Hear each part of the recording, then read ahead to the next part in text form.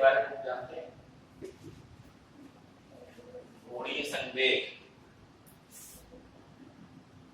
इसको भी याद होता है एंगुलर मोमेंटम। लीनियर मोमेंटम पढ़ रखा है, क्या होता है? m into b। Angular momentum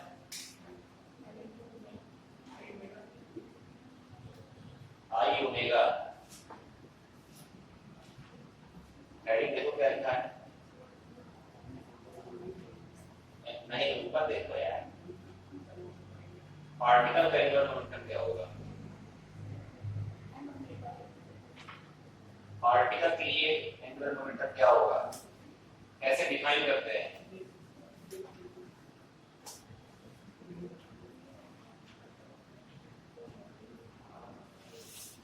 इस क्लास में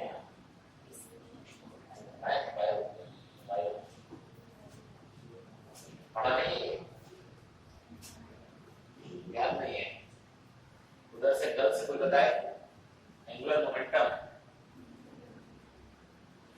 अरे फॉर्मूला ही बता दो, कम से कम कुछ तो बता दो।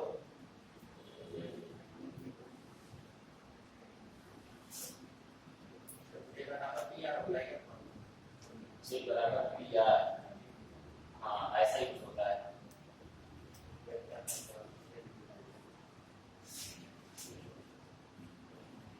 डेफिनेशन बता सकते हैं, देखिए the moment of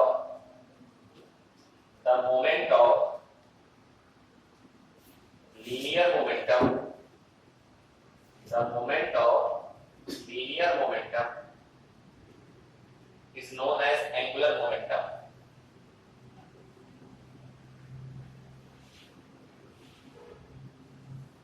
The moment of linear momentum is known as angular momentum। linear momentum जब किसी पार्टिकल के पास होता है तो वो कैसे मोशन करता है? ट्रांसलेशनल मोशन करता है ना। जब भी कहा जाए मोमेंट, तो मोमेंट का मतलब यही है कि डिस्टेंस से मल्टीप्लाई कर दीजिए। जैसे हमने कहा मोमेंट ऑफ लीनियर मोमेंटम, तो पी आर। अब ये आर क्या है, मतलब ये तो बेसिक बात हो गई है। इसका वेक्टर फॉर्मूला देखेंगे, फिर उसको सॉल्व करेंगे तो जो भी निकल जाए वो देखेंगे, ठीक है ना। डिनोट आप जे से कर सकते हैं या एल से कर सकते हैं, ठीक है ना। दोनों नोटेशन सही है, कुछ बुक्स में एल दिखाता है, कुछ बुक्स में जे दिखाता है। आपने जो पढ़ रखा हुआ उससे पढ़े। फॉर्मूला होता है आर क्रॉस पी, ठीक है ना, vector product of R and P. R क्या है? रेडियस या डिस्टेंस जिसके अराउंड मूव कर रहा है, रोटेट कर रहा है। देखो लीनियर मोमेंटम से क्या होता है, नॉर्मल जो लोग मोशन करते हैं, ठीक है ना। अब डिस्टेंस लेके, जितनी डिस्टेंस आपको घुमाना है आपने वो डिस्टेंस ली और मल्टीप्लाई कर दिया। एंगुलर मोमेंटम में क्या होगा, पार्टिकल घूमेगा। लीनियर और एंगुलर में क्या डिफरेंस है? एंगुलर में आप घूमने लगते हैं और लीनियर में आप सीधे चलते हैं, ठीक है ना।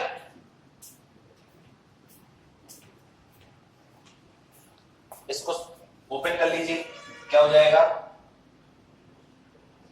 पी आर साइन थीटा, ठीक है ना। आर साइन थीटा क्या होगा? डिस्टेंस का परपेंडिकुलर कंपोनेंट होगा। आर साइन थीटा क्या होगा? डिस्टेंस का परपेंडिकुलर कंपोनेंट होगा। कौन सी डिस्टेंस लेनी है? परपेंडिकुलर। मोमेंटम लीजिए, लीनियर मोमेंटम निकालिए, परपेंडिकुलर डिस्टेंस लीजिए, दोनों क्या कर दीजिए? मल्टीप्लाई। बात समझ रहे हैं ना? कौन सी डिस्टेंस लेनी है? परपेंडिकुलर डिस्टेंस, ठीक है ना। अब जैसे देखो, जैसे मान लो कोई ये सर्किल है, ठीक है। मान लो यहां पर कोई पार्टिकल है, ये डिस्टेंस कितनी है? रेडियस आर, ठीक है ना। रेडियस एक वेक्टर होता है, पहले बताया था। इसकी डायरेक्शन कैसे होती है? ऐसे। मान लो यहां पर कोई पार्टिकल है, ऊपर जा रहा है, मतलब इसमें घूम रहा है, इसके सर्कमफेरेंस पे घूम रहा है, उसकी वेलोसिटी ऐसे होगी टेंजेंशियली। जब वेलोसिटी की डायरेक्शन ये है तो मोमेंटम की भी डायरेक्शन यही होगी, क्योंकि p = क्या होता है? mv। तो जो डायरेक्शन वेलोसिटी की वही मोमेंटम की। ये डायरेक्शन किसकी है? r की। देखो कहां गया, हाँ इसको मैं ऐसे लिख रहा हूं, r cross mv। M scalar है, बाहर निकाल सकते हैं, एम आर क्रॉस बी। तो मोमेंटम के एंगुलर मोमेंटम की डायरेक्शन कैसे निकालेंगे? फिर से वही स्क्रू रूल। तो दो प्रोडक्ट का, दो क्वांटिटी का क्या दिया? Vector product R cross B. R से बी की तरफ स्क्रू घुमाइए, यहां पर रखिए, आर से बी की तरफ स्क्रू घुमाइए। आर से बी कैसे घूम रहा है? Anti clockwise. कहां आएगा? बाहर। एंगुलर मोमेंटम कैसे होगा? आउटवर्ड। ये है डायरेक्शन निकालने का तरीका। कभी भी वेक्टर प्रोडक्ट अगर आपको दिया है तो डायरेक्शन कैसे निकलेगी? स्क्रू रूल से। ये केवल यहां की बात नहीं है, जब आप इलेक्ट्रिसिटी मैग्नेटिज्म कुछ भी पढ़ते हैं, जब भी आपको डायरेक्शन निकालनी होगी, ठीक है ना, किससे निकालेंगे? Screw rule.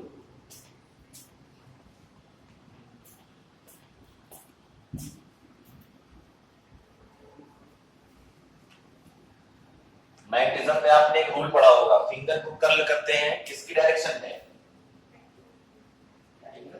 कर्ल करते हैं, मोड़ते हैं करंट की डायरेक्शन में, जब किसी सर्कुलर पाथ में। जो लोग पढ़ चुके हैं यहाँ, तो अंगूठे की डायरेक्शन क्या बताती है? मैग्नेटिक फील्ड की। तो वो यहीं से निकल के आया है भाई। एंटी क्लॉकवाइज घुमाइए तो कहां जाएगा? बाहर ही तो जाएगा। तो वही चीज है, वो दोनों चीजें क्या है? सेम। इस स्क्रू रूल की एक लिमिटेशन है, ये परफेक्टली तभी अप्लाई होता है जब पाथ क्लोज्ड हो आपका, ठीक है ना। पाथ क्लोज नहीं होगा तो स्क्रू कैसे घूमेगा? मतलब आप समझ पा रहे हैं ना। और जब ये नहीं लगता है तो इसके लिए हमारे पास और भी सारे कई सारे रूल्स आ जाते हैं जब हम लोग मैग्नेटिज्म वगैरह पढ़ते हैं, ठीक है। चलिए अब हमें निकालना है, चलिए एल ले लेते हैं, आर क्रॉस यहां पर पी ले लेते हैं। इसको डिफरेंशिएट करिए टाइम के रिस्पेक्ट में, तो क्या हो जाएगा? DL by dt। समय के सापेक्ष इसका अवकलन करना है, क्या हो जाएगा? दो फलन है, मतलब दो क्वांटिटी है, इसको ए मानिए, इसको बी। बायो वालों को डिफरेंशिएशन कितना आता है? एक, मतलब दो प्रोडक्ट का differentiation, D by D x A into D. क्या हो जाता है? पहले इसको लीजिए, ए मतलब ए को छोड़ दीजिए, dB by dx plus b को छोड़िए dA बाई dx। ये बायो आप लोग को मालूम है ये चीज, पीछे इतना मालूम है डिफरेंशिएशन के बारे में। सेम चीज यहां पर करनी है। देखो दिक्कत कहां आती है, प्रोडक्ट क्रॉस प्रोडक्ट लगा है तो आप प्रोडक्ट को आगे पीछे नहीं कर सकते। डॉट प्रोडक्ट में क्या होता है? a डॉट b, तो b डॉट a के बराबर होता है, मतलब आप डॉट को यहां वहां कर सकते हैं, लेकिन इस केस में नहीं कर सकते क्योंकि a cross b does not equal to b cross a।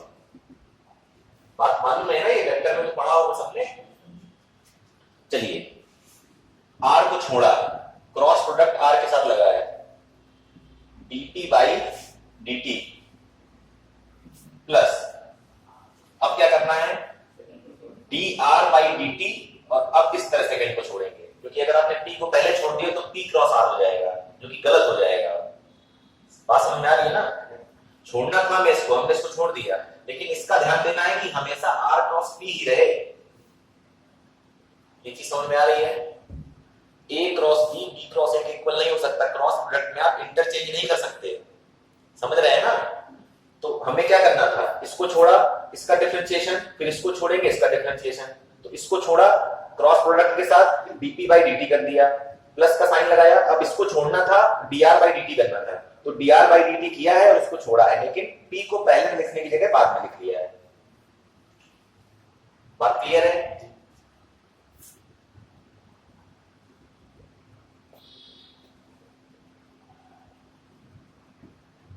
dp by dt क्या होता है?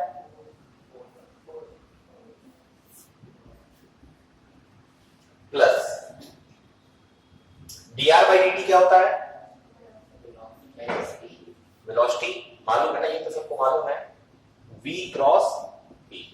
यहां तक कोई दिक्कत? dl by dt। r cross f क्या होता है? टॉर्क। इसको मैं लिख रहा हूं v क्रॉस m v, लिख सकते हैं ना? टॉर्क प्लस m तो कांस्टेंट है, बाहर ले लीजिए, क्या बचा? v cross v। v cross v की वैल्यू बताइए, v क्रॉस v की वैल्यू बताइए।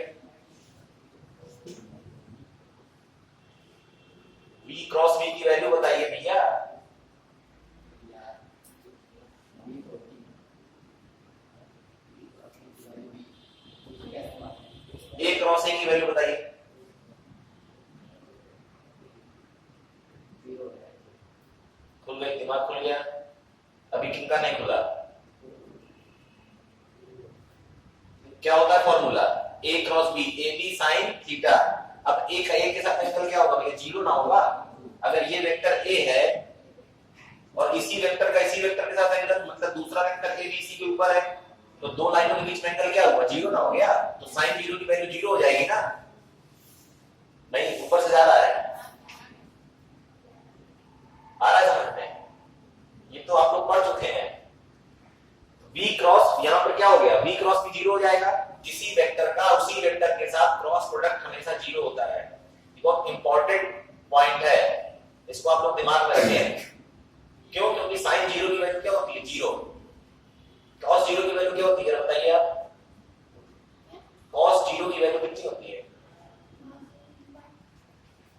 तो ये क्या हो गया? जीरो। क्या आया? टॉर्क।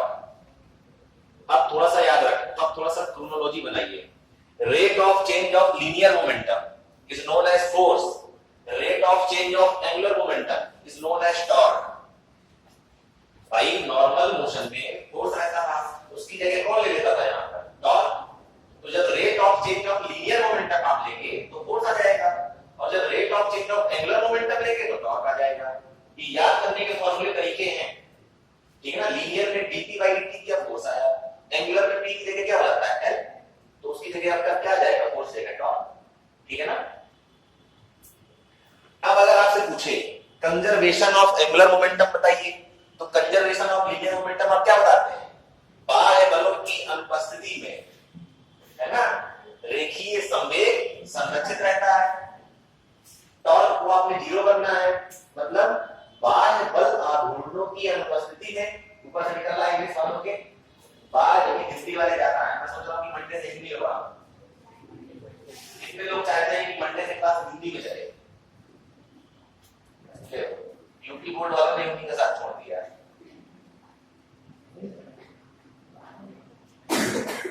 एक बार फिर से मौका दे रहा हूं, कितने लोग चाहते हैं कि क्लास हिंदी में चले?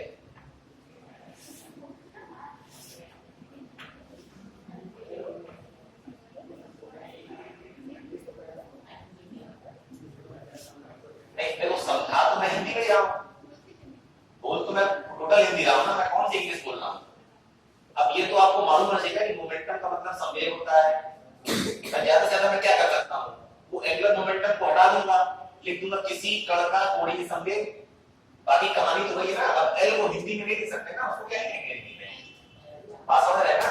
अब वो डी बाई डी को हिंदी में तो कुछ होता नहीं है ना, ऐसे तो लिखेंगे नहीं। डी बटे सन्नाटा, ठीक है ना?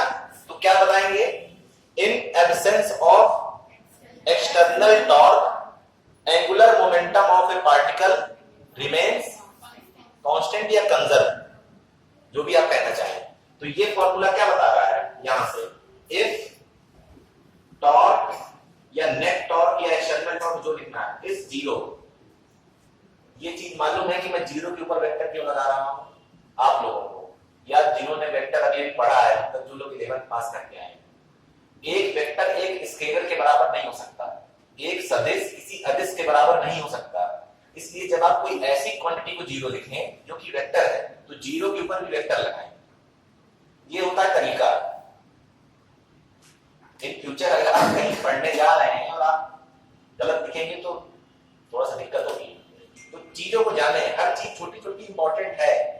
अगर कभी बाई चांस पेपर किसी अच्छे आदमी ने बनाया और उसने दो एग्जांपल दे दिए, दो ऑप्शन दे दिए, एक ऐसे और एक ऐसे, तो फिर ये सही नहीं हो सकता कभी।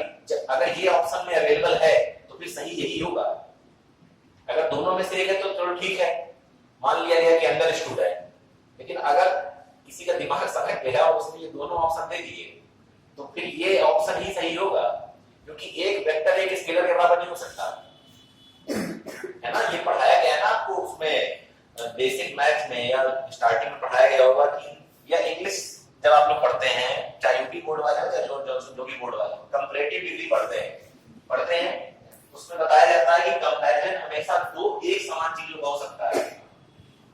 पढ़ाएगा कंपैरिजन जो है हमेशा दो एक तरह की चीजों का हो सकता है।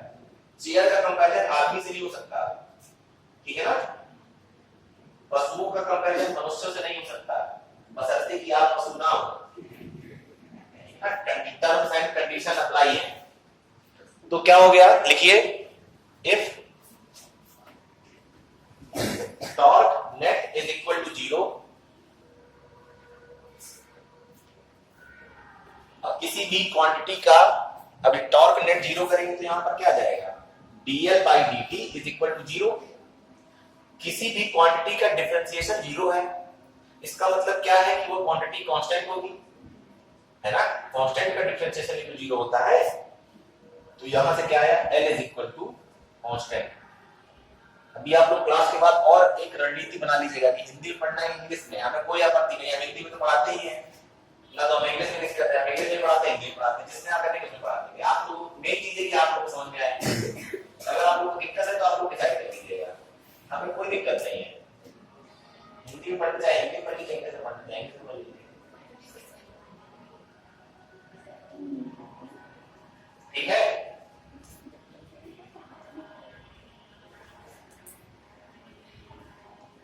अभी आज वो वाले क्वेश्चन बाद में हम लोग करेंगे जो हम लोग डिस्कस कर रहे थे कि जब हम लोग नाव से उतरते हैं तो नाव पीछे क्यों चली जाती है, करेंगे। देखो क्वेश्चन करने में तब मजा आता है जब आपकी एनर्जी बिल्कुल हाई हो। जब हम लोग क्लास शुरू करते हैं तो थोड़ा सा एनर्जी लो रहती है, फिर धीरे धीरे जैसे क्लास आगे बढ़ती है तो सबकी एनर्जी बढ़ती है, तो क्वेश्चन करने में मजा उसका आता है। अभी स्टार्टिंग में बता दें क्वेश्चन बहुत सारे कॉम्प्लेक्स तो सब लोग बिल्कुल बेहोश। अब देखिए ये तो हमने देखा किसके लिए, angular momentum of A particle, जब हमारे पास केवल एक पार्टिकल था। अब अगर हमारे पास सिस्टम ऑफ पार्टिकल्स आ जाए, मतलब कई सारे पार्टिकल्स, तो हेडिंग लिखिए एंगुलर मोमेंटम, मतलब ये केवल एक पार्टिकल के लिए बेसिक फार्मूला था कि कैसे क्या हो रहा है। अब हम लोग पढ़ ले रहे हैं रोटेशनल मोशन, तो लिखिए heading angular momentum of purely rotating body, angular momentum of purely rotating body. Purely rotating का मतलब ये है, जैसे ये फैन है, ये केवल घूम रहा है, मतलब रोटेटिंग का मतलब केवल रोटेट करे और कुछ ना करे। जैसे बाइक के, जैसे आप बाइक चलाते हैं, साइकिल चलाते हैं, तो टायर होता है जो क्या कर रहा है, घूम भी रहा है, रोटेशन भी कर रहा है और आगे भी बढ़ रही है साइकिल, तो वो दोनों मोशन हो रहे हैं। ऐसे मोशन को क्या बोलते हैं, प्लेनर मोशन बताया था, जब ट्रांसलेशनल मतलब आगे बढ़ना और रोटेशन दोनों एक साथ, ठीक है ना। तो क्या कर रहा है, प्योरली रोटेटिंग बॉडी, मतलब बॉडी केवल रोटेट कर रही है, जैसे फैन है ये अपनी एक्सिस के अलावा क्या कर रहा है, केवल रोटेट। तो ऐसे बॉडी का एंगुलर मोमेंटम क्या होगा। अब जब उसने कह दिया बॉडी, तो एक बॉडी में कई सारे पार्टिकल, समझ रहे हैं ना।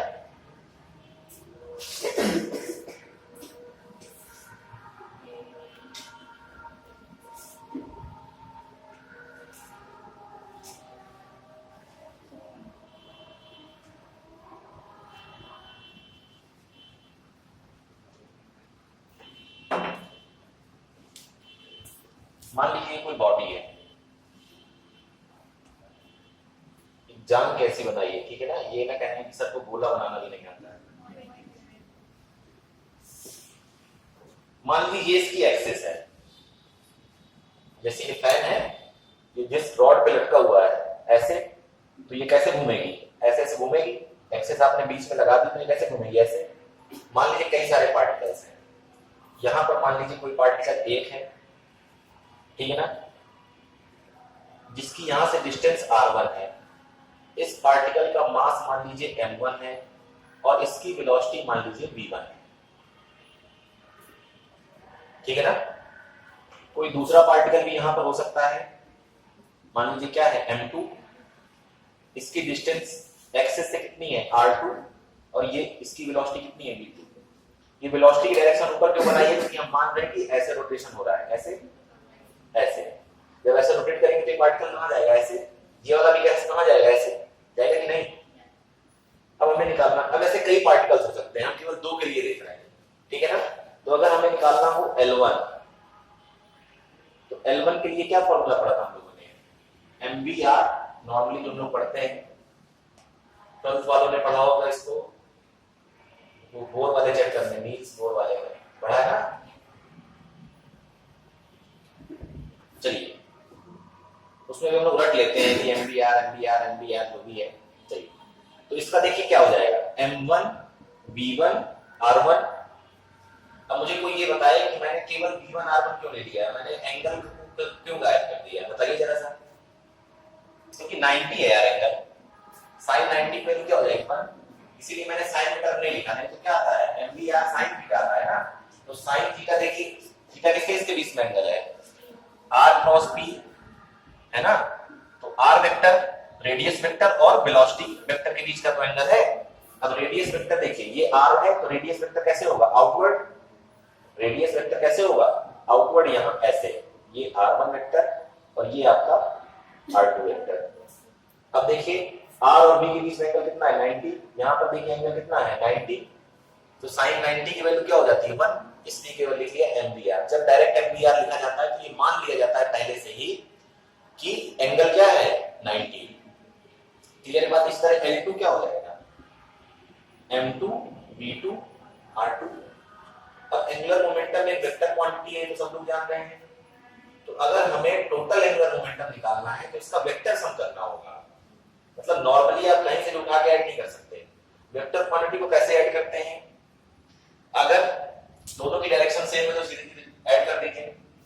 अगर दोनों एक ही, जैसे 2 न्यूटन का फोर्स ऐसे लग रहा है और 5 न्यूटन का भी ऐसे लग रहा है तो नेट फोर्स कितना हो जाता है 7 न्यूटन। अगर 5 न्यूटन ऐसे लग रहा है 2 न्यूटन ऐसे लग रहा है तो कितना हो जाता है 5 - 2 3 न्यूटन। ये कहां से आ रहा है, आ सब ये वहीं से आ रहा है पैरेललोग्राम मेथड से, r² = a² + b² + 2ab cos theta से। ठीक है ना। जब ऐसे ऐसे था तो आपने थीटा 0 रख दिया तो cos 0 की वैल्यू 1 आ गई, मतलब वो क्या हो गया एडिशन हो गया। फिर जब ऐसे ऐसे था एक ऐसे तो आपने cos 0 की वैल्यू क्या रखी 180, तो -1 आ गया तो वो सबट्रैक्शन हो गया। अगर कोई और एंगल होता तो cos थीटा की वो वैल्यू रख देते। तो मतलब यहां पर अगर हमें L1 और L2 को ऐड करना है, अगर L3 होता तो क्या हो जाता है M3 V3 R3। ठीक है ना।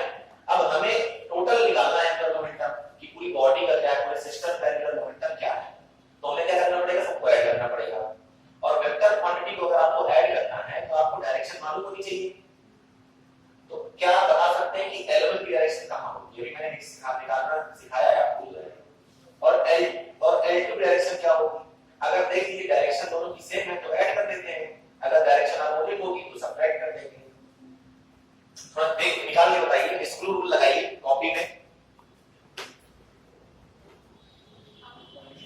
दोनों की,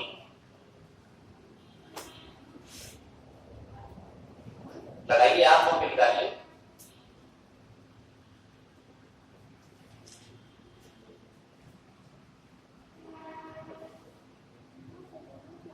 दोनों का क्या होगा आउटवर्ड ही होगा ना। ठीक है। अब देखिए मान लीजिए कोई पार्टिकल यहां होता तो जब हम कह रहे हैं कि रोटेशन इस डायरेक्शन में हो रहा है तो वो भी ऐसे ही घूमेगा, तो सबके लिए एंगुलर मोमेंटम कैसा आएगा आउटवर्ड। इसको क्या लिख सकते हैं हम लोग आउटवर्ड। आउटवर्ड के लिए कौन सिंबल बनाते हैं मैग्नेटिज्म में, एक सिंबल होता है डॉट, एक होता है क्रॉस। इंटर वाले पढ़ चुके होंगे, जो इंटर में है वो पढ़ेंगे। और मैं 200% बता रहा हूं आपको, 200 नहीं ओवर कॉन्फिडेंस हो जाएगा, 99.99% बता रहा हूं कि ये चीज आपको केवल बताई जाएगी कि जब मैग्नेटिक फील्ड आउटवर्ड हो तो ये ले लीजिए ऐसा बना दीजिए, और जब मैग्नेटिक फील्ड इनवर्ड हो तो ऐसा बना दीजिए। अब मैं इसका रीजन बताता हूं, इसका रीजन ऐसा क्यों, मतलब किसी के दिमाग में, किसी साइंटिस्ट के दिमाग में क्यों ऐसे समय सवाल होगी। हाँ अब देखिए होता क्या है, जब साइंटिस्ट जो थे, जब उस समय बहुत पहले की बात है जब मैग्नेटिज्म और इलेक्ट्रिसिटी डिस्कवर की जा रही थी, तो तब के जमाने में ये बंदूकें AK-47 तो चलती नहीं थी, है ना, तीर कमान वाला सिस्टम था पुराना जो है। तो उन्होंने तीर को देखा, तो मैग्नेटिक फील्ड जब आउटवर्ड है मतलब आपकी तरफ आ रही है, तीर का आपको क्या दिखेगा, केवल पॉइंट कोना दिखेगा। तो वो जो कोना है वो ये बता रहा है कि वो क्या है, तीर आउटवर्ड है, मतलब आपकी तरफ चलाएगा कोई चीज, मतलब बाहर आ रही है। अगर उस दीवार से कुछ यहाँ आ रहा है मतलब क्या बाहर आ रहा है, तो एरो का हमको क्या दिखाई देगा, केवल टिप। तो वो जो टिप है वो ये बताती है कि फील्ड क्या है आउटवर्ड। और जब तीर आपसे दूर जा रहा है तो आपको तीर का क्या दिखाई देगा, पीछे का जो क्रॉस बना होता है। ये इसके पीछे की एनालॉजी थी कि कैसे चीजें डिस्कवर की। ऐसे इलेक्ट्रिसिटी में भी बहुत सारी, इलेक्ट्रोस्टैटिक में बहुत सारी चीजें हैं कि किसने क्या किया, है ना। बात की बात है, जब पढ़ेंगे तब देखेंगे। तो ये भी क्या होगा आउटवर्ड होगा।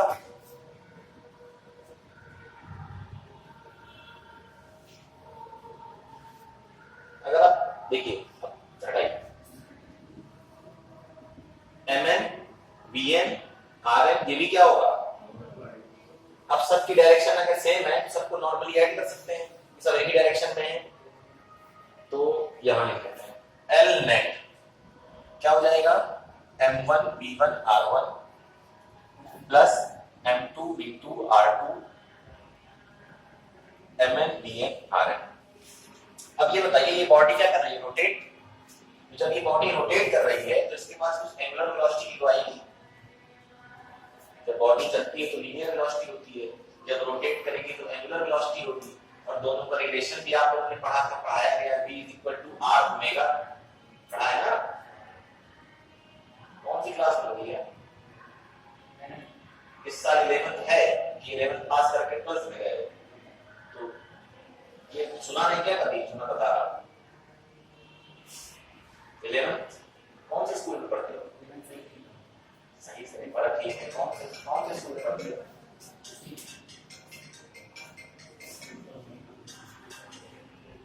हाँ बताओ, हाँ बताओ क्या पूछना है,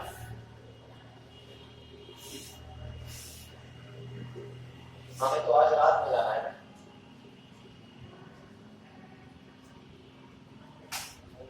आज रात में जाना है,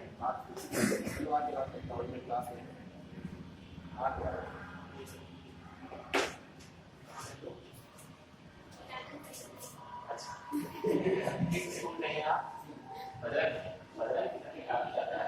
और हर बजरंग वाले का यही कलर होना है, एक बजरंग ये भी है और दो चार बजरंग वाले और कौन बजरंग, हाँ ये भी बजरंग है, आप भी बजरंग हैं, जय बजरंग। चलिए सही से नहीं पढ़ा, पेपर हो गए, क्या उम्मीद है, अच्छा वो बता रहा था, कौन बता रहा था, आप बता रहे थे, तो कह रहे थे पास कर देंगे, अच्छा क्वेश्चन भी बता रहे तो आंसर भी दे दिए होंगे, क्या कहेंगे नहीं, किसने करा दिए, कौन सकते हैं, नहीं सकते, हाँ तो हम लोग कहाँ पे, हाँ बॉडी रोटेट कर रही है तो उसके पास क्या होगी, एंगुलर वेलोसिटी होगी। अब ये बताइए m1 को देखिए, m2 को देखिए, क्या जितना m1 घूमेगा एक फिक्स टाइम में उतना ही m2 घूमेगा, उतना ही m3 भी घूमेगा, उतना ही mn भी घूमेगा। भाई आपने ऐसे घुमाया तो यहाँ वाला इतना घूमा तो वहां वाला भी उतने से उतना ही घूमा, समझ रहे नहीं, कहने का मेरा मतलब ये कि एंगुलर वेलोसिटी सबकी क्या होगी सेम, मैं ये कहना चाह रहा था कि एंगुलर वेलोसिटी सबकी क्या होगी सेम, अगर आपने इसको यहां से यहां घुमाया तो ये यहां से यहां पहुंचा तो ये यहां से यहां पहुंचेगा, मतलब जो टोटल डिस्टेंस ट्रेवल करेंगे ये लोग एंगुलर डिस्टेंस वो तो सेम होगी ना, तो इसकी जो एंगुलर वेलोसिटी है वो क्या है, कांस्टेंट ओमेगा। चलिए आ जाइए, खत्म नहीं, L net m1 v = r omega, ये रिलेशन जानते हैं हम लोग, v = r omega, circular motion का सबसे फेमस रिलेशन है ये, ओमेगा तो कांस्टेंट है, v किसके रिस्पेक्ट में बदल रहा है, r के रिस्पेक्ट में, तो v1 की जगह पे क्या लिख सकता हूं, r1 ओमेगा, और एक r1 पहले से लिखा है, ठीक है ना, प्लस इस तरह m2 r2 omega r2 mn rn omega rn, v1 की जगह लिख दिया r1 ओमेगा यहां से, ठीक है ना, ओमेगा तो कांस्टेंट है तो ओमेगा सबके लिए सेम लिखा है, उसमें ओमेगा 1 ओमेगा 2 नहीं किया है। फिर आ जाइए v2 में, तो r2 ओमेगा, क्योंकि देखिए v1 वाले के लिए r1 कुछ अलग है ना और v2 वाले के लिए r2 कुछ अलग है, तो r1 r2 चेंज कर दिया, ओमेगा सेम था उसको ऐसे छोड़ दिया।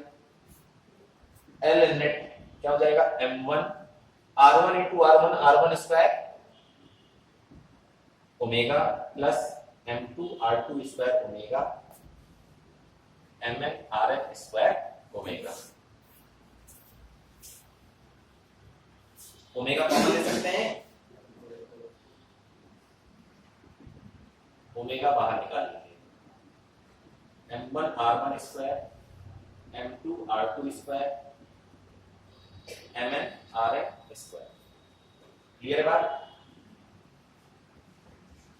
इसको हम लोग लिखते हैं कैपिटल आई। नीचे डिस्क्राइब करिएगा where I is equal to m1r1 square m2r2 square plus mn square dot dot dot लगा के, और इसको लिखेंगे i1 i2 i ये i इज इक्वल टू है। और आपको ये फॉर्मूला एक मिला जिसको आप लोग बोलते हैं j is equal to I omega. वही j की जगह l ले लिया, l is equal to I omega. आप j भी ले सकते हैं, l भी ले सकते हैं, जो की जगह वो ले लीजिए, ठीक है।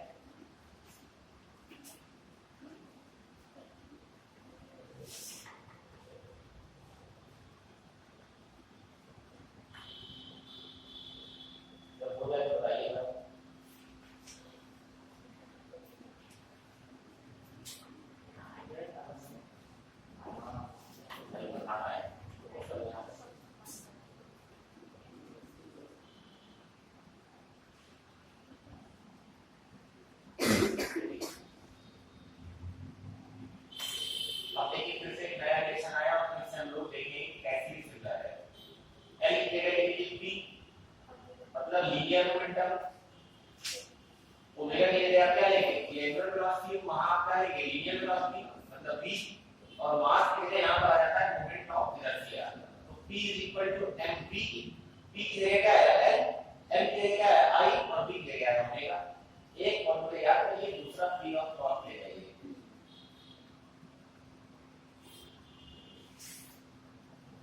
जब हो जाएगा नीचे लिखिएगा where I is moment of inertia,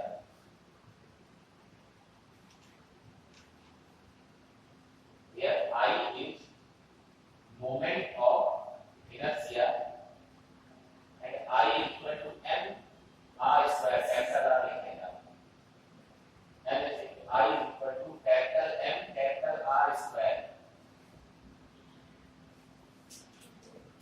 capital M मतलब पूरा मास ले लिया और R मतलब टोटल डिस्टेंस लिया है।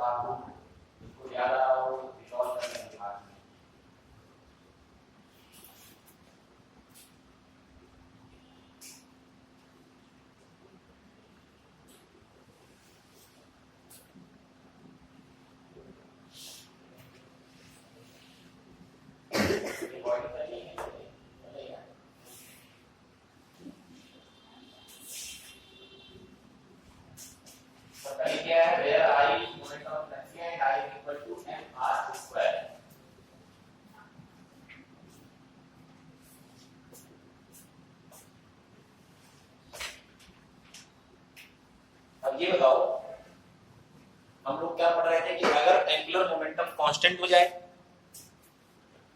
न्यूमेरिकल पे स्विच कर रहा हूं मैं, जिस कांसेप्ट को यूज करके न्यूमेरिकल सॉल्व करेंगे। If tau external is 0 this implies L is constant, यानी कि I ओमेगा H कांस्टेंट, ठीक है ना।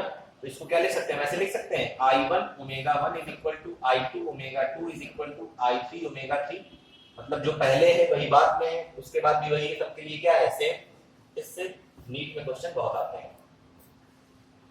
आपको बताएगा कि बॉडी किसमें है, इक्विलिब्रियम में। इक्विलिब्रियम में पढ़ेंगे, इक्विलिब्रियम का मतलब साम्य अवस्था। जब साम्य अवस्था में है तो इसका मतलब कि नेट फोर्स और नेट टॉर्क क्या है, जीरो। नेट टॉर्क जब जीरो है तो कैसे आपको किसी एक बॉडी का क्या दिया होगा, जैसे I1 ओमेगा 1 और I2 ओमेगा 2, इनमें से कोई तीन चीजें देगा, चौथी चीज क्या करेगा, पूछ लेगा। नीट से हकीकत ये है कि अगर आपने पेमेंट प्लस ईमानदारी से पढ़ा है, इसकी एक्सटर्नल कोचिंग जरूरत नहीं, कुछ जरूरत नहीं है। अगर आपने पेमेंट प्लस पढ़ा है तो नीट का हंसते हंसते निकल जाता है। यही बस नहीं कराती है बात, क्योंकि मैथ पूरे पेपर कॉम्प्लेक्स हो जाता है, क्योंकि वो मैथ समझ नहीं रखते हैं, तो इसको टाइम लगाते हैं। ये दिक्कत है। नीट वाले को अगर उन्होंने लेवल पर अच्छे से पढ़ा है तो उनका पेपर तो 200% निकलना है।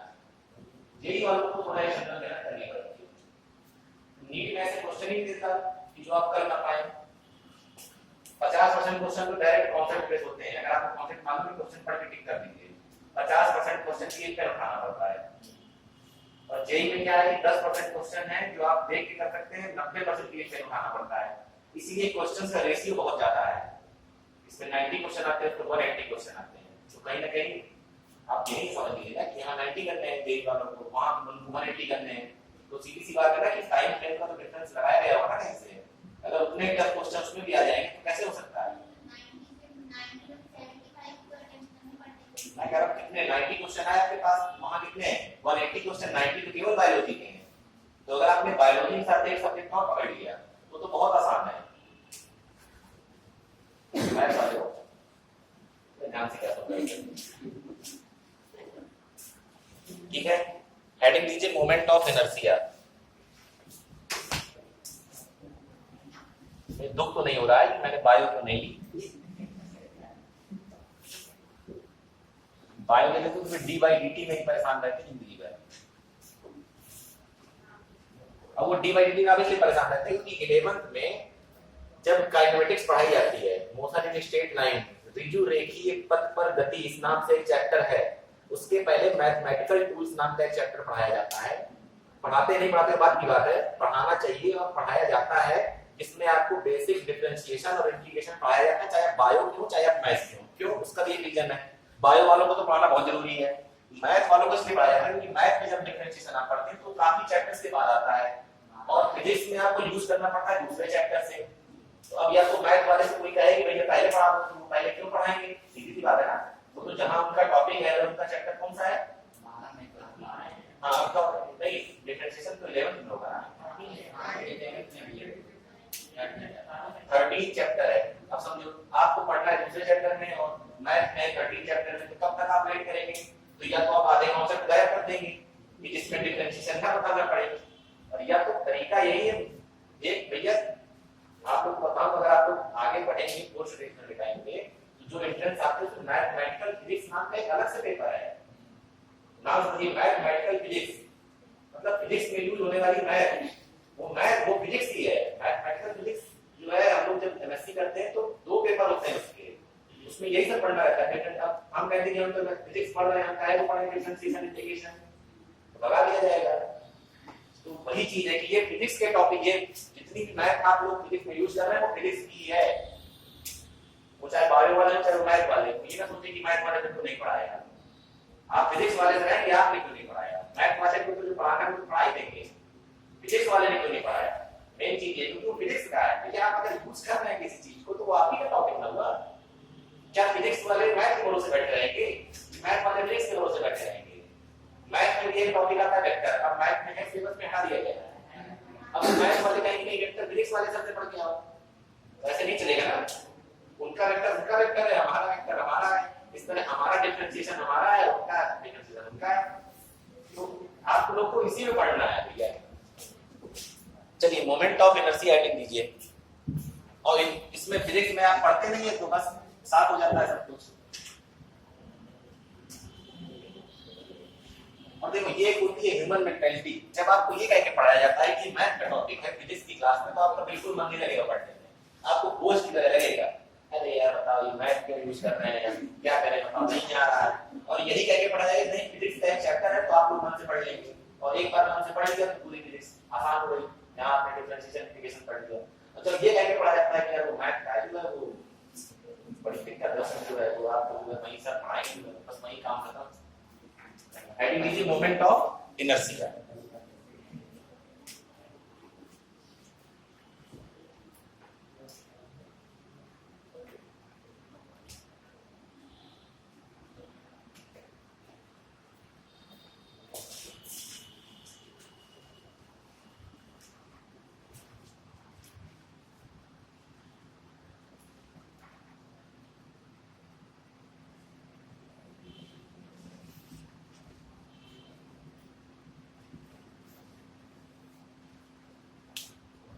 ये एक पोल है कुछ भी, मतलब हम इसको एज ए एक्सिस रिप्रेजेंट कर रहे हैं। मतलब कोई भी चीज रुकी हुई होती है। धागे से इस पर एक मास m लटका दिया गया है, बांध दिया गया है, और इसको हम लोग ऐसे मोशन करा रहे हैं, समझ रहे हैं ना, ऐसे लटका हुआ है। अब ये घूमेगा तो घूम के ऐसे से घूमेगा। ये घूमना शुरुआत कैसे करेगा, जब हम इस पे फोर्स लगाएंगे। तो मान लीजिए जो हमने फोर्स लगाया है वो फोर्स है F। जब फोर्स लगाएंगे, पहले ये रुका हुआ है, जब फोर्स लगाएंगे तो ये चलेगा, जब ये चलेगा तो इसके पास कुछ ना कुछ एक्सेलरेशन भी आएगा। तो force is equal to mass to acceleration. ये किसके लिए निकाला आपने, इस m के लिए। F is equal to ma। आपने इस पर कुछ फोर्स लगाया, इससे इसका क्या हुआ, रोटेशन स्टार्ट हुआ, ठीक है। अब ये धागे इससे बंधा है तो आगे तो जा नहीं सकता, सीधी सी बात है, क्या करेगा, घूमेगा। आप इसको घुमा रहे हैं, m इंटू a, ठीक है। दोनों तरफ r से मल्टीप्लाई करिए। मैं एक बार यहाँ पे रिलेशन फिर से लिख देता हूं।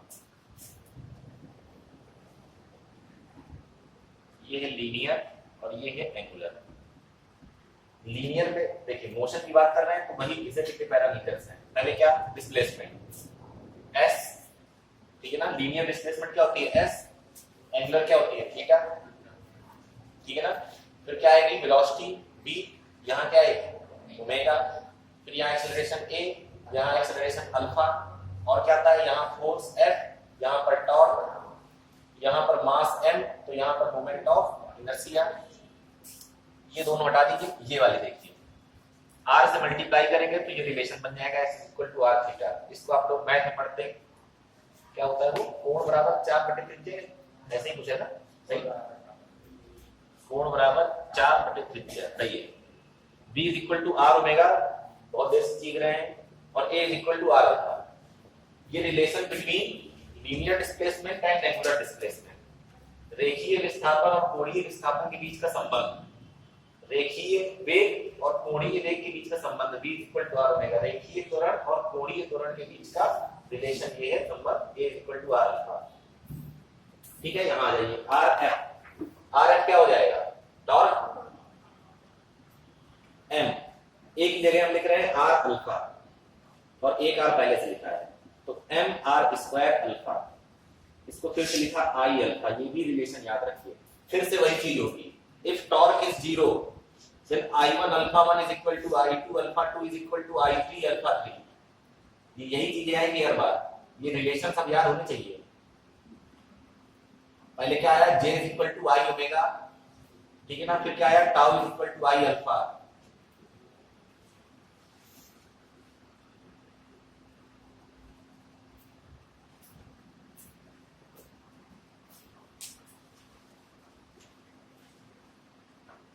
देखते हैं मोमेंट ऑफ इनर्शिया कैसे निकाला जाता है, नोट कर लें।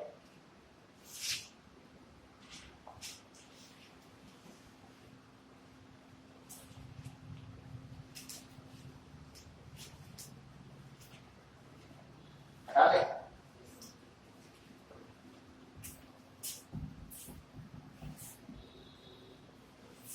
ये I is equal to mr square लिखा था हमने। r याद रखिएगा कहां से कहां तक की डिस्टेंस है, बॉडी से एक्सिस तक की डिस्टेंस है, और कौन सी डिस्टेंस है, परपेंडिकुलर। ये एंगल क्या है, 90 है ना।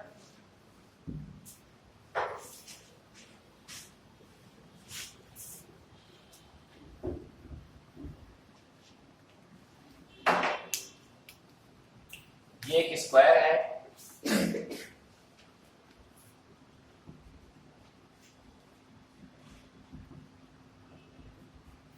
ठीक है। यहां पर भी मास m रखा है, यहां पर भी मास m है, यहां पर भी मास m है, यहां पर भी मास m है। इसके बिल्कुल बीचों बीच आपने एक एक्सिस खींच दी, एक्स का नाम लिख लीजिए x डैश, ठीक है ना। अब इस एक्सिस के अलाउंग आप इसको रोटेट करा रहे हैं या कुछ भी कर रहे हैं, मान लीजिए जो भी है, हम ये पूछ रहे हैं आपसे I x डैश की वैल्यू बताइए। मतलब इस पूरे स्क्वायर का इस एक्सिस के अलोंग मोमेंट ऑफ इनर्शिया क्या होगा,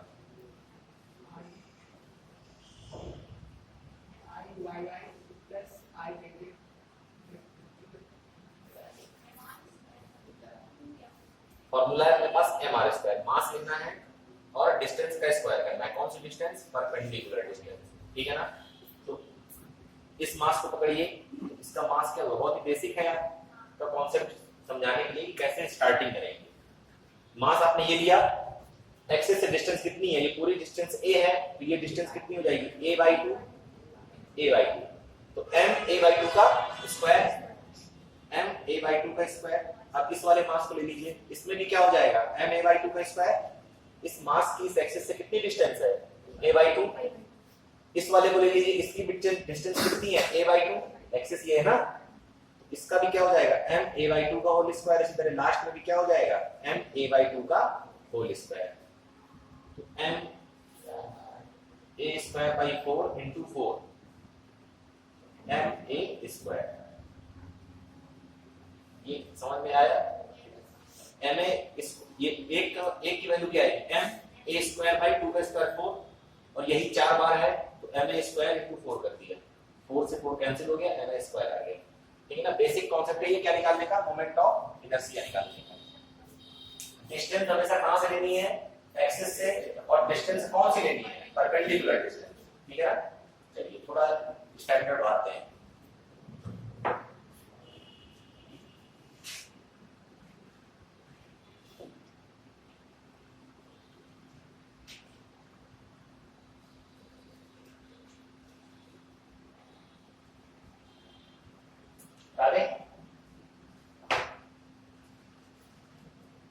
क्या याद रखना है, डिस्टेंस कौन सी लेनी है, परपेंडिकुलर। हटा दे, हो गया सबका।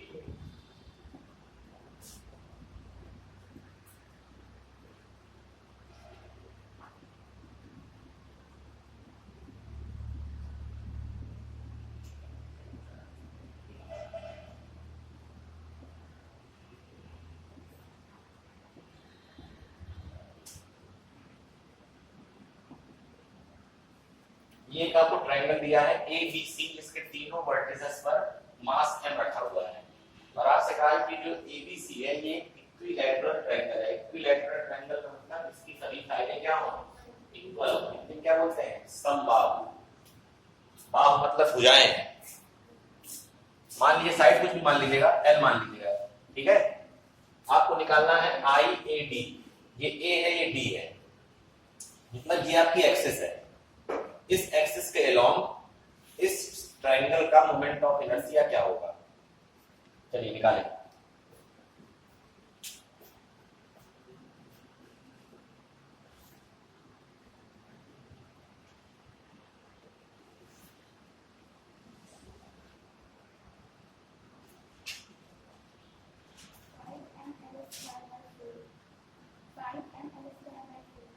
और बाकी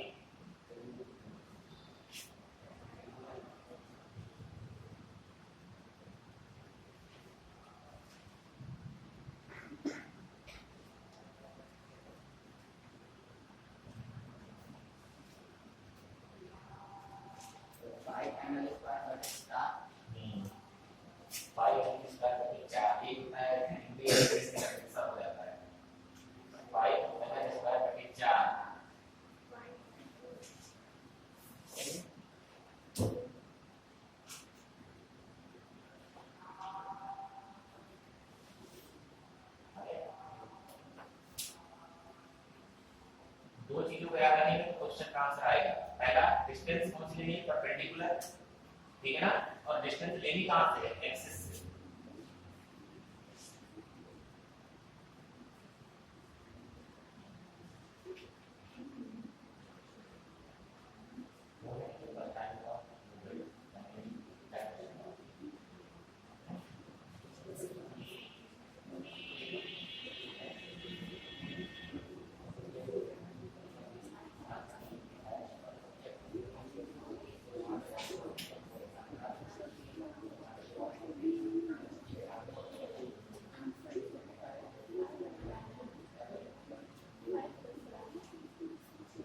इसका हो गया हो अगर मदद करते हैं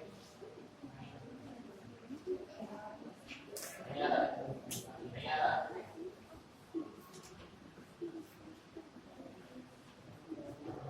बस नहीं क्या हमारा ठीक ठाक खड़ा हो गया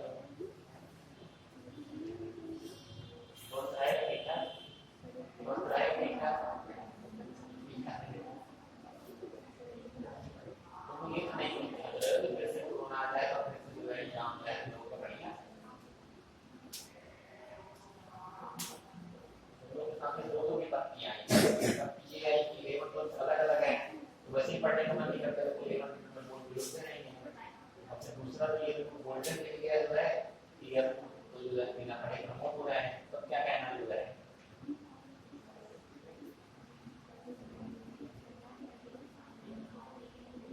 तो सरकार ने सोचा है कि सवाल आ जाता तो हम लोग करते हैं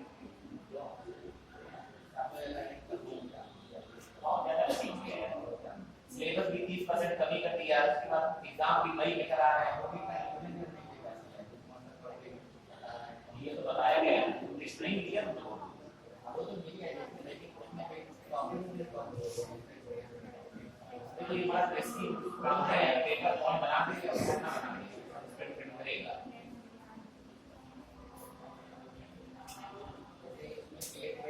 नहीं था एक हटा दिया मतलब ट्रांजिस्टर से पूरा हटा दिया गया केवल जेनर डायोड तक सिलेबस में है जेनर डायोड एलईडी और जेनर भी का दिया गया का प्रवाह है ये तो बस पीएनपी का है है और पीएन सब डायोड पता है के बाद गेट पढ़ने के लिए दस मिनट के लिए मिलना तो गेट बता दो मेरा कंप्यूटर साइंस ये सब आया उधर उस कॉलम में नहीं आ रहा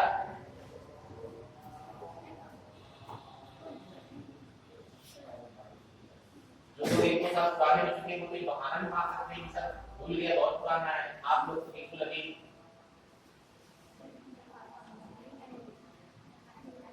ये क्लैरिफिकेशन देके पता कर सकता है सर केवल ठीक ठाक नहीं करा पढ़ाया नहीं गया जैसे बच्चे बता रहे हैं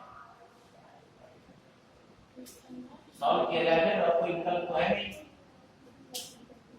क्यों उधर किसी का नहीं आया आपका आ गया आपके बगल में तो उनसे बच के आ जाइए कॉपी पटक देती है ये हमसे कॉल कर रहे हैं इसकी बात है ना हाँ उसका आया और किसी का आया आ गया लास्ट में आप दोनों का नहीं आया और इसका नहीं आया इसका नहीं आया हाथ उठाए ml स्क्वायर बाय 4 यही आ रहा है 5 स्क्वायर बाय इसका जिसका नहीं आया आंसर हाथ उठाए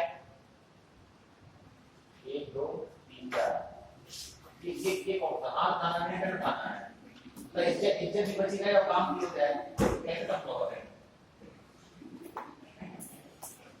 मैंने बार-बार एक दो चीजें रिपीट की डिस्टेंस लेनी है एक्सिस से और परपेंडिकुलर डिस्टेंस लेनी है ठीक है चलिए आई एक्सिस ये है धीरे धीरे कर 3 मासेस हैं सबको एक 1 बाय 1 कंसीडर करते हैं इसको ले लीजिए m एक्सिस से डिस्टेंस इसकी कोई बताएगा नहीं पीछे आप दोनों बताइएगा इस मास की इस एक्सिस AB से डिस्टेंस कितनी है बहुत कॉम्प्लेक्स क्वेश्चन नहीं पूछा ये मैं सोची थी केवल देख के बताइए यही यही सब दिख रहा है आप लोगों को बोर्ड की नहीं दिख रहा इस मास की ये जो m है ये यहां पर रखा है इसकी इस लाइन से डिस्टेंस कितनी है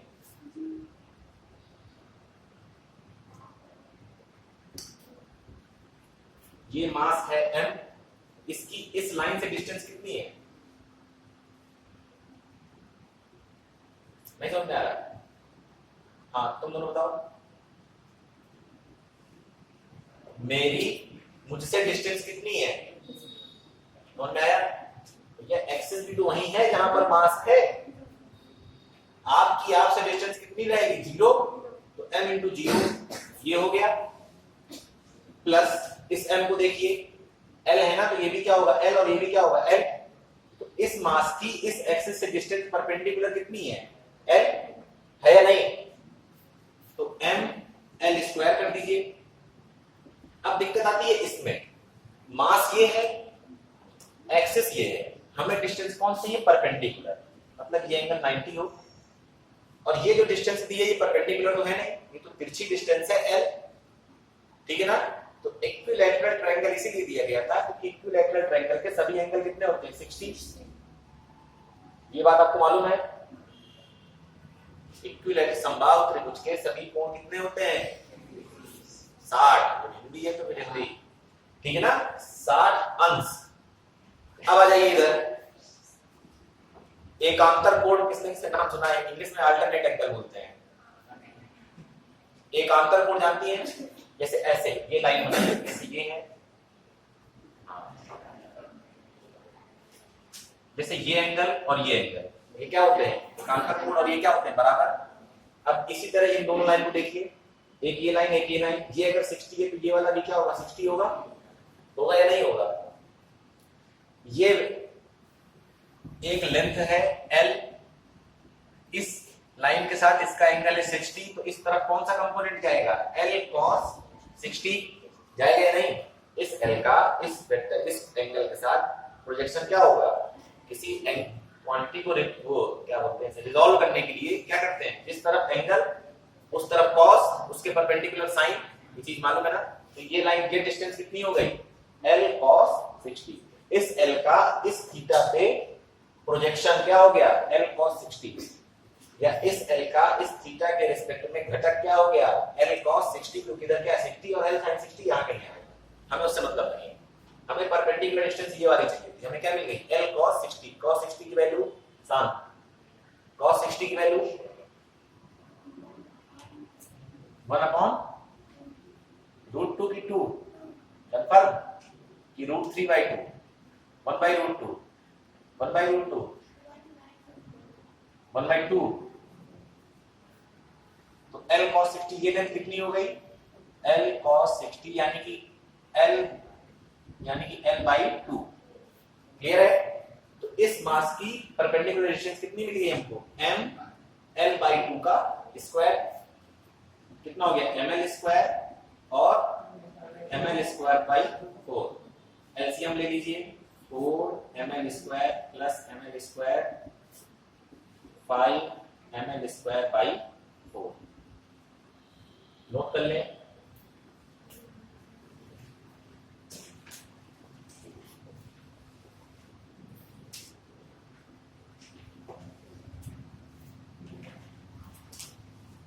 नोट करने के बाद हेडिंग डालें, equilibrium of rigid body, equilibrium of rigid body.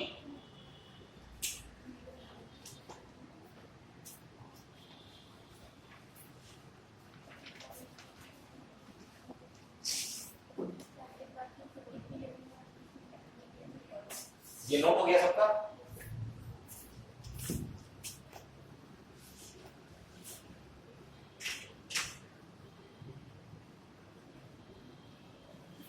Equilibrium तो केमिस्ट्री में ही पढ़ा होगा, क्या स्पेलिंग नहीं आ रही क्या, कितने लोगों को स्पेलिंग नहीं आती इक्विलिब्रियम की,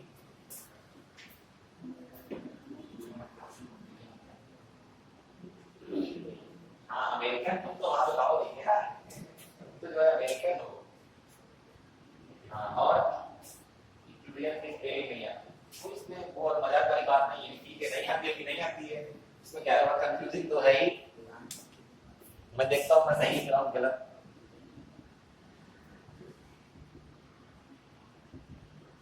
सही है, इक्विलिब्रियम को क्या बोलते हैं, साम्यावस्था।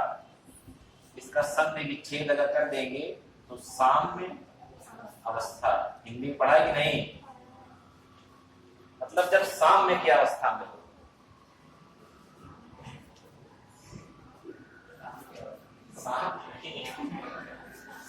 साम्य बिल्कुल साइलेंट, मतलब डिस्टर्बेंस ना हो, ऐसे वैसे ही। और डिस्टर्बेंस कब नहीं होगा, जब कोई फोर्स ना लगे, भाई आप फोर्स लगाए तो डिस्टर्बेंस होगा, है ना। तो क्या पढ़ रहे हो, इक्विलिब्रियम ऑफ रिजिड बॉडी, लिखिए A body is said to be a body is said to be in mechanical equilibrium. A body is said to be in mechanical equilibrium. Whatever. हाँ वही सेम. हाँ comma if both its linear momentum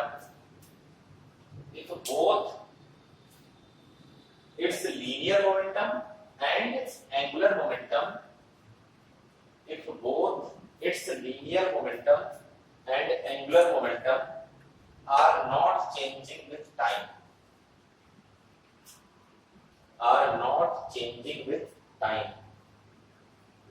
ठीक है. इसको और क्या कह सकते हैं हम लोग कि बॉडी के पास ना तो लीनियर एक्सेलरेशन हो ना ही एंगुलर एक्सेलरेशन हो. ठीक है ना. एक ही चीज लिख लीजिए, जहां पर लिखा वहीं पर लिख लीजिए. अच्छा पहले में क्या कहा, इफ इट्स लीनियर मोमेंटम, फिर एंगुलर मोमेंटम क्या हो, टाइम के रिस्पेक्ट में चेंज ना हो, यानी कि क्या रहे, कांस्टेंट. ठीक है ना. लीनियर मोमेंटम और एंगुलर मोमेंटम को क्या करना है, कांस्टेंट. मतलब आपको p क्या चाहिए, कांस्टेंट, और l भी क्या चाहिए, कांस्टेंट. और दोनों की कंडीशन आप पढ़ चुके हैं. ये अगर p कांस्टेंट चाहिए तो f एक्सटर्नल क्या होना चाहिए, 0. और अगर l कांस्टेंट चाहिए तो टॉर्क एक्सटर्नल क्या होना चाहिए, 0. अभी ये पढ़ाया याद है ना. अगर लीनियर मोमेंटम को कंजर्व रखना है, कांस्टेंट रखना है, तो एक्सटर्नल फोर्स क्या होने चाहिए, 0. अगर एंगुलर मोमेंटम को कांस्टेंट रखना है तो टॉर्क क्या होना चाहिए, 0. तो अगर आपसे पूछता है क्या कि इक्विलिब्रियम की कंडीशन बताइए, तो आप क्या बताएंगे कि हम लोग नॉर्मली ये जो पढ़ते थे केवल फोर्स बस के लिए पढ़ लेते थे कि फोर्स 0 है तो इक्विलिब्रियम है. नहीं, फोर्स में एक टॉर्क भी 0 होना चाहिए. ठीक है ना. अगर वो रोटेट कर रहा है तो उसके पास क्या होगा, टॉर्क. तो फोर्स भी 0 हो और टॉर्क भी 0 हो, बल भी 0 हो और उस बल का आघूर्ण भी 0 हो. ठीक है ना. तब क्या कहलाएगी बॉडी, इस साम्यावस्था में है. लिख लीजिए दोनों.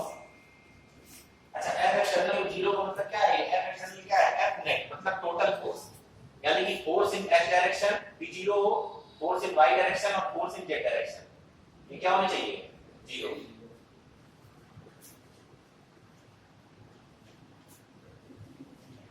F नेट किससे मिलके बना है, force in x plus force in y plus force in z. अब सीधी सी बात है, यहाँ पर वो कॉन्सेप्ट नहीं लग सकता कि नहीं 0 नहीं हो सकते हैं, एक दूसरे को कैंसिल कर देगा. x वाला y को कैंसिल करने को आएगा नहीं, उसने गलत बात है. x वाला y को कैंसिल करेंगे नहीं, इससे सबको 0 होना पड़ेगा, तभी f एक्सटर्नल 0 होगा. f x भी 0 हो, f y भी 0 हो, f z भी 0 हो. राइट. आप ये नहीं कह सकते ना कि f x + 2 है और f y - 2 कैंसिल कर दिया. वो कहां कैंसिल कर दिया, वो तो i कैट हो गया, वो माइनस j कैट हो गया. बात समझ रहे हैं ना. तो f x को भी 0 होना पड़ेगा, f y को भी और f z को भी. ठीक है ना. इस तरह टॉर्क में भी यही चीज होगी. ठीक है. जितनी भी डायरेक्शन में रोटेशन हो रहा है, जितनी भी एक्सिस के अराउंड, सबको क्या होना पड़ेगा, अलग अलग 0. राइट हो गया. तो आप खड़ी तो दिखा रहे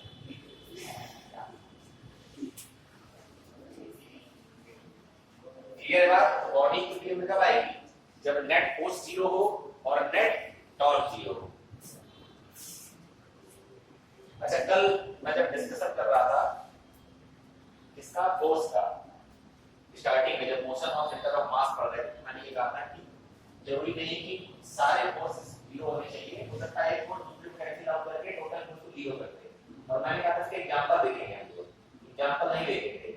एग्जांपल बताइए कि दो ऐसे फोर्स जो 0 नहीं है, लेकिन जब वो एक बॉडी में बन जाती है, एक बॉडी में दो पार्ट है, दोनों पे जो फोर्स लग रहा है वो 0 नहीं है, लेकिन जब आप उसको दोनों को एज बॉडी सिंगल कंसीडर कर लेते हैं तो फोर्स 0 आ जाता है. ऐसे फोर्सेस बताइए कौन कौन से आपने देखे हैं. ये 11 वाले बता दें, 12 वाले बता दें. दोनों के फोर्स में एक है.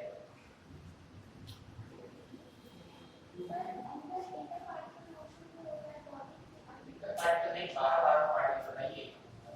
पार्ट तो नहीं है, दिख रहा हो. ऐसे जो फोर्स बिल्कुल सब ज्यादा पड़ते हैं तो चार्जेस के लिए प्लस और माइनस. ठीक है. तो 12 वाला बता दिया, 11 वाला बता दिया.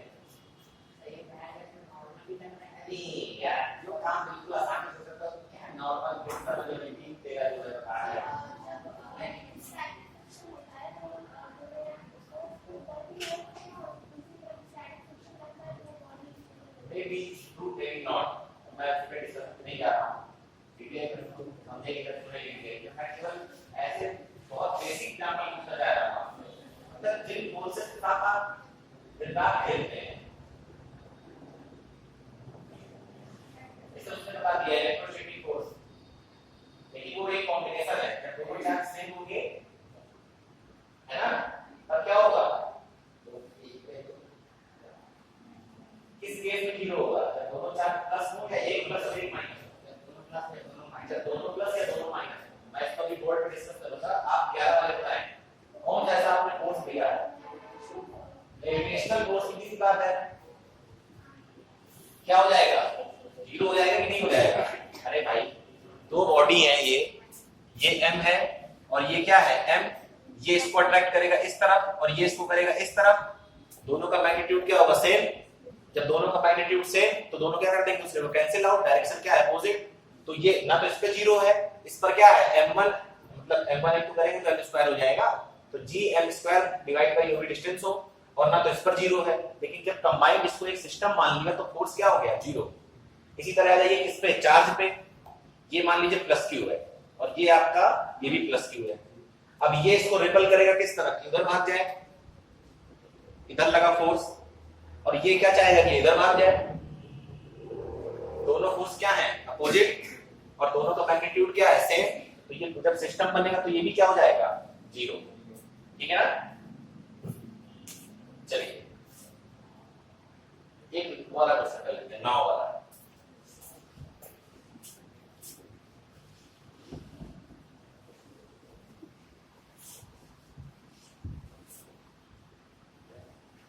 कितने लोग हैं जिन्होंने एस्केलेटर पे चढ़ के देखा है,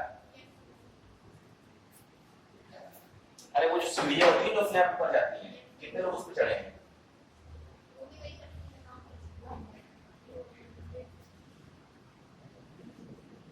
जब मान लीजिए कि आपको ऐसी सीढ़ी पे चढ़ना है, एस्केलेटर पे तो होता है एक तो नीचे आ रहा होता है, ऊपर जा रहा होता है। मान लीजिए एस्केलेटर नीचे आ रहा है और उसी सीढ़ियों से आपको ऊपर चढ़ना है,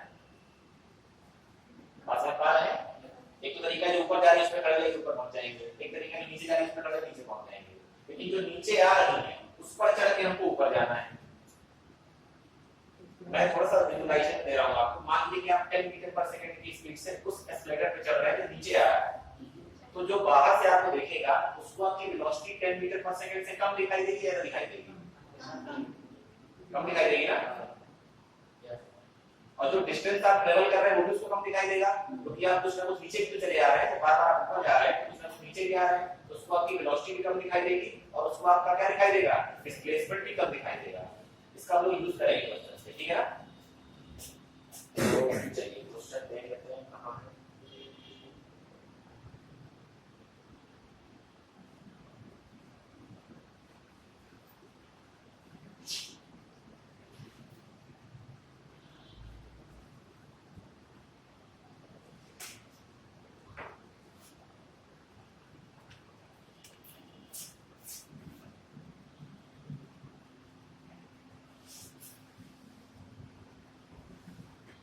ये एक नाव है जिसकी चौड़ाई कितनी है, 4 मीटर, और इस नाव का जो वेट है वो है 40 kg। ये हम लोग कल के कौन से पे पहुंच रहे हैं, वही वाला velocity of centre of mass, displacement of centre of mass. ये कल ये फॉर्मूले पढ़ रहे थे, m1 delta x1 plus m2 delta x2 is equal to 0, कब, जब सेंटर ऑफ मास डिस्प्लेस ना हो रहा हो। वही पहुंच रहे हैं, यहाँ क्वेश्चन पे थे। इस पर एक आदमी खड़ा है, कुछ भी नाम दे दीजिए जो भी आपको देना हो, इसका वेट है 60 kg। ठीक है, आपसे ये पूछ रहा है कि जब ये आदमी इस कॉर्नर से इस कॉर्नर पर पहुंचेगा तो ये नाव अपनी जगह से कितना डिस्प्लेस हो जाएगी, नहीं समझ आया। ये नाव पानी में खड़ी है, ठीक है ना, जब आप नाव में चलते हैं, जब भी आप, तो नाव भी तो मूवमेंट करती है, और लास्ट का आपको मूवमेंट याद रहता है क्योंकि मूवमेंट सबसे ज्यादा रहता है। जब आप नाव से उतरते हैं पैर रख के तो नाव पीछे जाने लगती है, ठीक है ना। आप आगे जाते हैं तो नाव कहां जाती है, पीछे, ठीक है ना। तो जब ये आगे जाएगा तो नाव कहां जाएगी, पीछे। और देखो कभी भी कंफ्यूजन हो, जैसे अभी ये एक पर्सन को ले रहे हैं, अभी दो को लेंगे, एक इधर जा रहा होगा एक इधर जा रहा होगा, तो आप हो जाएंगे कंफ्यूज कि नाव कहां जाएगी। तो कुछ भी मान लीजिए आप, हम ये मान लेते हैं कि नाव यहां चली गई x डिस्टेंस, आपको नहीं मानना, आप यहां मान लीजिए। एक चीज याद रखिएगा हमेशा जब भी क्वेश्चन करें, जो आपने जंक्शन लिया है, जैसे आपने इसको x ले लिया, अब अगर आंसर प्लस में आता है तो इसका मतलब आपने सही लिया था। जैसे आपने माना अपनी तरफ से कि ये नाव इधर जाएगी और आपने बता दिया कि x जाएगी। अब अगर आपने ये माना है कि नाव इधर जाएगी और आपका आंसर पॉजिटिव आ रहा है तो इसका मतलब है कि आपने सही माना है, और अगर आपका आंसर निगेटिव आ गया तो इसका मतलब कि आंसर का जो मैग्नीट्यूड है वो तो सेम है लेकिन डायरेक्शन अपोजिट मान ली गई है, तो नाव इधर न जाकर इधर चली जाएगी। तो जब भी कंफ्यूजन हो तो कुछ भी मान लीजिए किसी भी तरह। जैसे हमको नहीं समझ में आ रहा है कि नाव किस तरफ जाएगी, जैसे यहाँ पर तो समझ में आ रहा है कि आदमी इधर जाएगा तो नाव इधर जाएगी, सीधी सी बात है। अगर ना भी आ रहा हो, मैं कह रहा हूँ कि आप इसको मान लीजिए कि नाव इधर जाएगी और सॉल्व करिए, आंसर में एक माइनस का साइन आएगा। वो माइनस साइन ये बता रहा है कि जो आपने माना है उसका जस्ट अपोजिट हो रहा है। क्लियर है बात? तो मान लिया कि नाव जो है x डिस्टेंस आगे बढ़ गई, ठीक है ना? क्लियर है? तो आपको इस x की वैल्यू निकालनी है, वही फॉर्मूला है। दो बॉडीज हैं, एक 60 kg की है, एक 40 kg की है। आपको ये बता दिया उसने कि 60 kg वाला जो आदमी है वो इस कॉर्नर से इस कॉर्नर जा रहा है, ठीक है ना? तो वो कितना चल रहा है? 4 मीटर। अब मेन जो यहाँ पर पॉइंट आता है, क्वेश्चन गलत कहाँ होता है? आपने जैसे ही वो वाला फॉर्मूला लगाया क्वेश्चन हो गया गलत। जो भी मेजरमेंट आप ले रहे हैं, चाहे वो डिस्प्लेसमेंट हो चाहे वो वेलोसिटी हो, वो विद रिस्पेक्ट टू ग्राउंड लेनी है, विद रिस्पेक्ट टू नाव नहीं लेनी है। भाई वो नाव पर 4 मीटर चला ना, लेकिन जो आदमी जमीन से खड़े होकर देख रहा है तो नाव भी तो इधर जा रही है, तो उसको डिस्टेंस तो कम दिखाई देगी ना। भाई कुछ ये चला, कुछ नाव इधर चली, ये इधर जा रहा है, नाव इधर जा रही है, तो जो जमीन से आदमी देख रहा है उसको तो नहीं लगेगा ना कि ये पूरा आगे 4 मीटर तक गया है। उसको क्या लगेगा कि ये 4 - x चला है। वही मैं आपको समझा रहा था एक्सीलरेटर के एग्जांपल से कि ये तो 4 मीटर चला लेकिन नाव भी कुछ चली ना, तो जब हम जमीन से देखेंगे किसी को तो हमको क्या लगेगा कि ये कम चला। कितना कम चला? कितना नाव इधर चल गई। कितने लोगों को समझ में नहीं आ रहा है ये बात? कितने लोगों को समझ में नहीं आ रही है? आदमी इधर जाएगा तो नाव इधर जाएगी। आदमी चला 4 मीटर, नाव चली मान लिया x, तो हमें जब ये दिखाई देगा कि ये आदमी का जो नेट डिस्प्लेसमेंट है वो कितना दिखाई देगा? 4 तो नहीं दिखाई देगा क्योंकि नाव भी तो इधर आ गई। अगर मान लो, देखो ऐसे समझो, अगर ये नाव इधर चली जाती मान लिया 2 मीटर, जब जितने समय में ये आदमी यहां से यहां पहुंचा उतने समय में नाव यहां से यहां पहुंच गई, तो हमको क्या दिखाई देता है कि ये 6 मीटर चला है।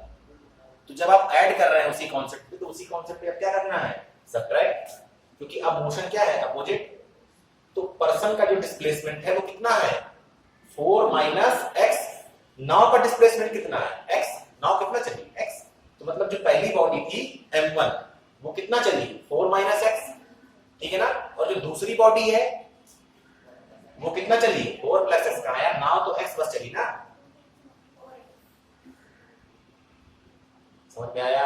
मैं ये कह रहा हूं कि दो बॉडी है, m1 m2 होता था। कल हम लोग क्या कर रहे थे? m1 और m1 कितना चला प्लस m2 कितना चला। तो m1 है 60 kg, m2 है 40 kg। 60 kg वाला कितना चल रहा है? 4 + x कैसे चल रहा है? 4 - x चल रहा है ना।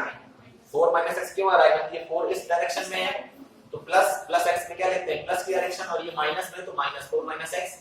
नाव कितना चली? -x इधर जा रही है ना, नेगेटिव में। तो आपको दोनों का मास मालूम है, ठीक है ना? और आपको क्या मालूम है? दोनों का डिस्प्लेसमेंट। और क्वेश्चन में आपको ये बताया हुआ है कि initially system was at rest. ये बताना बहुत जरूरी है, क्योंकि initially system was at rest का मतलब क्या था कि बाद में भी सिस्टम रेस्ट पे रहेगा और बाद में भी सेंटर ऑफ मास की वेलोसिटी क्या होगी? वही जो पहले थी। तो आपने सेंटर ऑफ मास की वेलोसिटी क्या कर दी? 0। तो सेंटर ऑफ मास का डिस्प्लेसमेंट क्या हो गया? 0। तभी आपको जो डिस्प्लेसमेंट ऑफ सेंटर ऑफ मास आता है उसको 0 रखेंगे और क्रॉस इतना उम्मीद रखना आप लोग दिखा रहे हैं। x सेंटर ऑफ मास कितने थे? क्या? m1 x1 plus m2 x2 divide by m1 plus m2। अब हमें निकालना है चेंज इन x। तो delta x centre of mass, ये क्वेश्चन आपने बनाया, पहले इस क्वेश्चन बनाइए।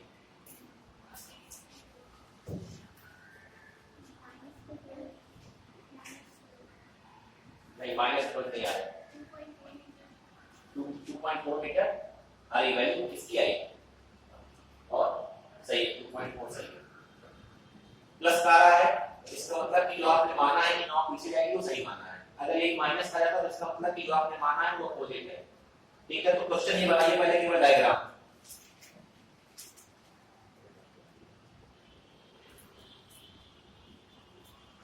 इसका कुछ नाम दे दीजिएगा, मान लीजिए ए है, लिखिए what will be the displacement of board, what will be the displacement of board when A, ये A जो 60 kg वाला है, when A comes to another corner, if A comes to another corner, आपको ये डायग्राम बना के दिया हुआ है और आपको बताया है कि उस कॉर्नर से खड़ा है तो किसी वाला जो another corner है वो दूसरा वाला ही होगा। नाउ की आपको विड्थ दी हुई है 4 मीटर, ठीक है ना। आपसे क्या पूछ रहा है, फाइंड द डिस्प्लेसमेंट। क्वेश्चन कैसे लिख दीजिए, यहां पे आपने लिखा है A comes to the other corner, comma, if initially system was at rest, if initially system was at rest, if initially system, जो भी लिखा बोला ध्यान नहीं, ठीक है ना। आ जाइए इधर, m1 मास क्या है, कांस्टेंट, x1 का क्या हो जाएगा डेल्टा x1, फिर m2 डेल्टा x2 और यहाँ m1 प्लस m2। आपसे कह रहा है initially system was at rest, ठीक है ना। Initially system was at rest है, फोर्स तो आपने कोई लगाया नहीं बाहर से, जो हो रहा है वो ए और नाव के बीच में हो रहा है, कोई आपने तो फोर्स लगाया नहीं। जब आपने कोई फोर्स लगाया नहीं तो वेलोसिटी क्या रहेगी, कांस्टेंट, या डिस्प्लेसमेंट क्या रहेगा, जीरो। वेलोसिटी कांस्टेंट क्या आएगा, v ds/dt, या डिस्प्लेसमेंट क्या होगा, डिस्प्लेसमेंट का zero, centre of mass displacement क्या होगा, जीरो। तो डेल्टा x com को आप क्या लिखेंगे, जीरो, और जब वो जीरो हो जाएगा तो m1 m2 उधर मल्टीप्लाई में क्या हो जाएगा, जीरो। ये चीज कल भी बताई, ठीक है ना। तो आपके पास जो रिलेशन आया वो ये आया, m1 delta x1 plus m2 delta x2 is equal to 0, ठीक है। अब लीजिए m1 कितना है, 60 kg, ठीक है। डेल्टा x1 क्या बता रहा है,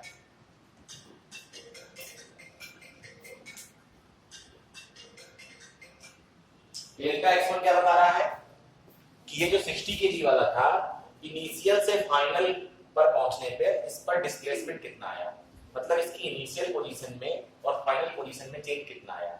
तो इनिशियल यहां पर था, फाइनली ये कहां पहुंचा, 4 मीटर यहां, लेकिन उसी टाइम पर नाव कितना चली गई, x इधर, तो ये कितना चला, 4 माइनस x, तो 60 और 4 माइनस x, ठीक है ना।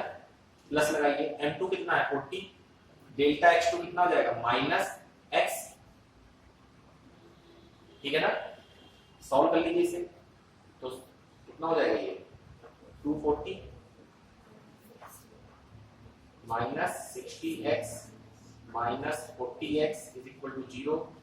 तो 240 minus 100x is equal to 0, 100x को इधर ले जाइए, तो 240 इज इक्वल टू 100x, तो x is equal to 240 by 100, एक जीरो से जीरो कैंसिल और इससे क्या हो जाएगा, 2.4 मीटर, ठीक है ना। जब ये 4 मीटर इधर जाएगा तो नाव 2.4 मीटर कहां चली जाएगी, पीछे। इसीलिए जब आप आगे बढ़ते हैं तो नाव कहां जाती है, पीछे। जो लोग नाव में अब तक नहीं टहले हैं वो एक बार टहल के देखें, ठीक है ना। अगर ये माइनस में आ जाता तो इसका मतलब क्या था कि नाव इधर नहीं जाएगी, नाव इधर जाएगी। अभी जब क्वेश्चन करेंगे तब देखेंगे, जब भी समझ में ना आए ज्यादा दिमाग की जरूरत नहीं है, किसी भी तरफ मान, ये मत सोचो 2 मिनट इसी में मत वेस्ट कर दो कि नाव जाएगी किस तरफ, मान लो किस तरफ जा रही है, किसी भी तरफ मान लो और कैलकुलेट करिए। अगर माइनस में आ रहा है तो अपोजिट आपने माना है, अगर प्लस में आ रहा है तो आपने नहीं माना है, बात खत्म, ठीक है। चलिए, आई हो गया।